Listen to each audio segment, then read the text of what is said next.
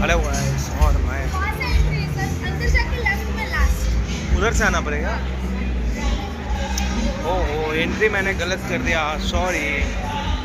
Hello guys, कैसे हो आप लोग? मैं आया हूँ जियो मॉल में और आपको पुरानी तो देख रहे हो। मैं आया हूँ विकेसी बांद्रा, है ना, सुंदर और सुशील जगह घूमने वाला। और मैं दिखाता हूँ आप लोग को। यहाँ जो है एंट्री करने नहीं देता है, बैन लेने पड़ता है, उसके बाद ही आप एंट्री कर सकते हो। 2000 के बैन ले भाई।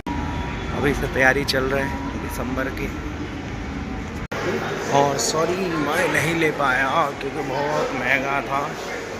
और यही है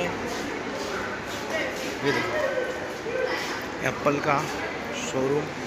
ठीक है, तो अब मैं बाहर निकल जाऊंगा यहाँ से। ठीक है, ओके, बाय बाय, टाटा।